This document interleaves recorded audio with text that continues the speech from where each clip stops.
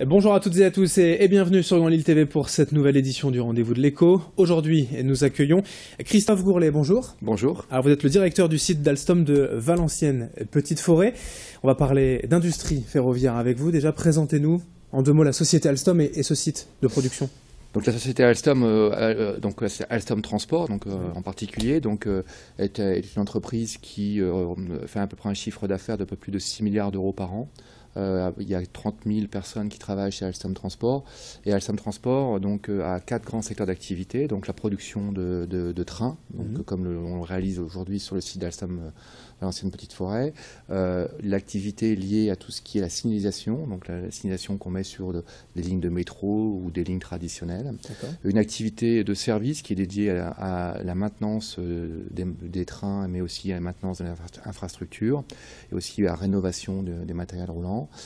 Et puis une dernière activité qui est l'activité de système, qui est en fait la fourniture de systèmes clés en main à des grands clients dans le monde et en France. Et ce site de production de Valenciennes Petite Forêt, c'est un pan historique aussi de la production française. Alors il y a une longue histoire du ferroviaire dans la région du Nord-Pas-de-Calais, en particulier dans le Valenciennois. Donc le site de Valenciennes Petite Forêt a une longue histoire à travers deux entreprises qui étaient basées initialement dans le Valenciennois, qui ont été regroupées dans les années 80 pour former Alstom sur le site de Petite Forêt. Et combien d'employés aujourd'hui? Alors aujourd'hui sur le site, on a environ 1500 personnes qui travaillent sur le site, dont un tiers est une population d'ingénieurs, ingénieurs et cadres, un tiers une population de techniciens et un tiers qui sont des cols bleus qui travaillent sur les lignes de production.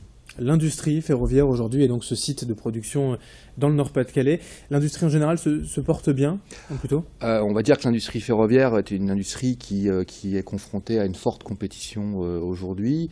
Il y a eu aussi une certaine contraction d'un certain nombre de marchés, puisqu'on est lié à des grands donneurs d'ordre, en particulier publics, que ce soit en France et aussi dans le monde, et avec toutes les problématiques budgétaires que l'on a aujourd'hui dans un certain nombre de pays en Europe, voire ailleurs. On a eu une légère contraction du marché, mais néanmoins ça reste un marché dynamique qui est en croissance, qui a un besoin aussi sur toutes les villes qui sont en phase d'urbanisation, mais on a aussi une concurrence qui est devenue très rude sur le marché international, mais aussi sur le marché français, où on a des nouveaux acteurs qui veulent se positionner en France. D'ailleurs, vous travaillez donc sur le marché national, européen et même mondial. Le site de production a travaillé avec des métros, des trains, des tramways à l'international. Exactement. Donc sur le site de Valenciennes Petite Forêt, on est particulièrement spécialisé sur la partie métro, la partie aussi tram-train, qui sont des produits hybrides entre la version tramway et la version train régional, et sur tout ce qui est train périurbain à deux niveaux, en particulier les RER de niveau qu'on produit pour la RATP. Donc sur le site, oui, on travaille principalement pour nos grands clients, français, que sont la RATP en particulier, et aussi la SNCF, mais aussi pour d'autres clients dans le monde. On est en train, par exemple, de livrer les trains pour le métro de Caracas.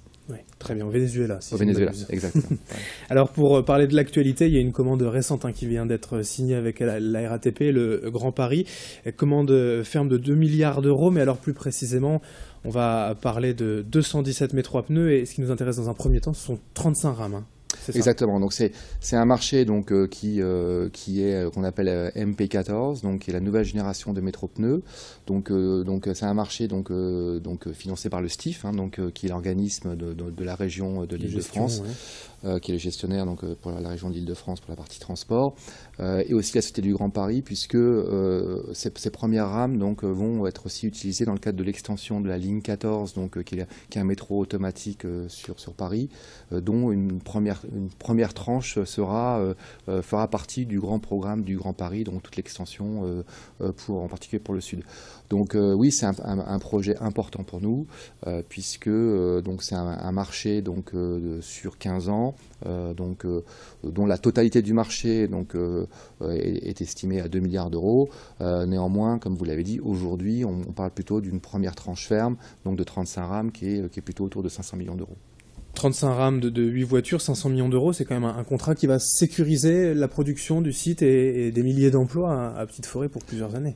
En fait, il faut savoir qu'on réalise toute la partie intégration donc, sur le site de Petite Forêt, mais qu'un certain nombre de composants importants du train sont réalisés dans d'autres sites d'Alstom Transport en France, donc pour ne pas tous les citer, mais le Creusot en particulier pour les bogies, Ornans pour les moteurs, Tarbes pour la chaîne de traction, Villeurbanne pour la partie informatique embarquée.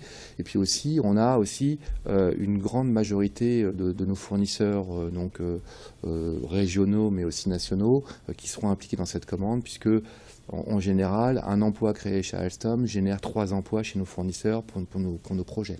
Donc oui, ça donne de la charge de travail pour le site de Petite Forêt, de la visibilité. Néanmoins, c'est qu'une première étape pour la consolidation globale de notre plan de charge pour le site. En tant qu'entreprise française, d'une française, il est important, primordial d'avoir ces contrats nationaux, justement d'être entre guillemets leader sur son territoire. C'est fondamental parce que c'est notre vitrine technologique. Donc il faut savoir que en particulier donc chez Alstom Transport, 80% de la R&D donc est développée sur nos sites français. Donc c'est clair qu'on développe cette technologie à travers des grands projets nationaux et internationaux, mais que derrière notre objectif c'est de porter cette technologie pour prendre des parts de marché sur les projets à l'export. Très bien, merci d'être venu sur ce plateau ce matin. Christophe Gourlet, directeur du site d'Alstom de Valenciennes, Petite Forêt, et bonne continuation. Merci, au revoir.